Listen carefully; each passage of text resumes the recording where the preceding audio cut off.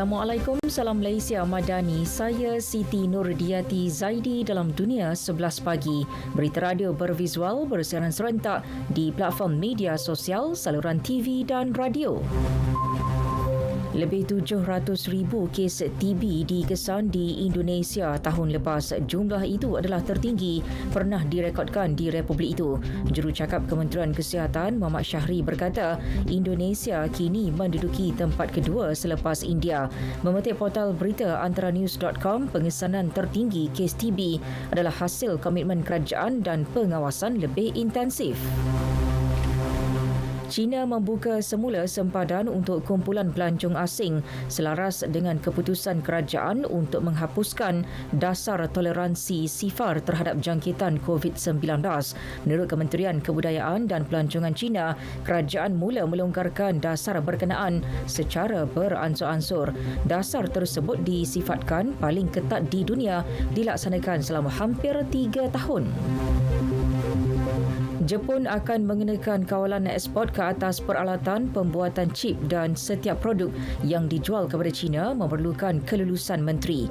Menurut Menteri Perdagangan Jepun Nishimura Yasutoshi, keputusan itu dibuat bertujuan mengetatkan kawalan ekspor ke atas sekurang-kurangnya 23 barangan pembuatan semikonduktor.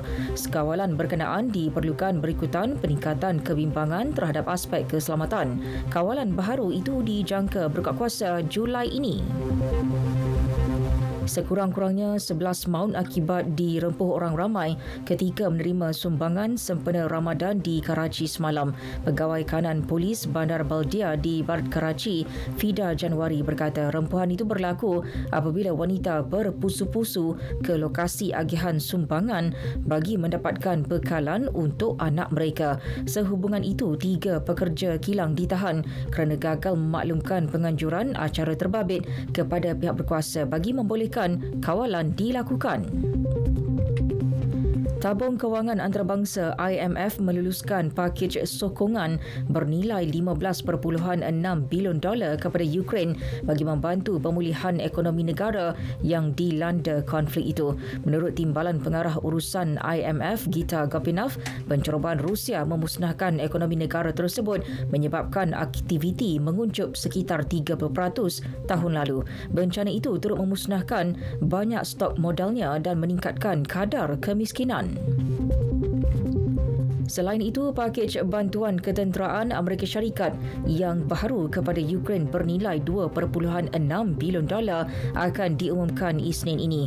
Pakej itu merangkumi bekalan senjata termasuk radar pengawasan udara, roket anti kereta kebal dan trak bahan api. Setengah dozen jenis amunisi termasuk amunisi kereta kebal juga dijangka berada dalam senarai peralatan yang dimuktamadkan hujung minggu ini. Sekurang-kurangnya 23 terkorban akibat tanah runtuh di Bandar Andes Alausi, Ecuador. Menurut agensi risiko negara, angka berkenaan dijangka meningkat selepas pasukan keselamatan mendapat akses ke rumah-rumah yang dilitupi tanah.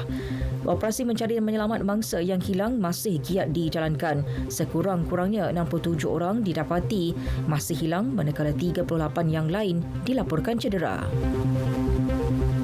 Di Sepanyol, lebih 100 kebakaran secara haram melanda utara negara itu sejak seminggu lalu, manakala keadaan kebakaran di timur negara kini terkawal. Secara keseluruhan, 119 kebakaran terus marak di wilayah Asturias dan di negara jiran Cantabria. Presiden wilayah berkenaan, Adrian Barbon, menyatakan bencana berkenaan dilakukan oleh mereka yang tidak bertanggungjawab yang dianggapnya sebagai penjenayah. Beratus-ratus orang telah dipindahkan dan beberapa jalan ditutup. Marcus Rashford dijangka kembali cergas menjelang kunjungan Manchester United ke Newcastle bagi saingan Liga Perdana Inggeris malam esok. Penyerang itu terlepas aksi antarabangsa bersama England baru-baru ini selepas mengalami kecederaan ketika perlawanan suku akhir Piala FA menentang Fulham. Rashford digugurkan daripada skuad England pada aksi kelayakan Euro 2024 menentang Itali dan Ukraine. Bagaimanapun, dia kembali menjalani latihan secara individu di United minggu ini. Sekian berita yang disunting oleh Siti Nur Ain Abdullah dari Pusat Berita RTM. Assalamualaikum. Salam Malaysia Madani.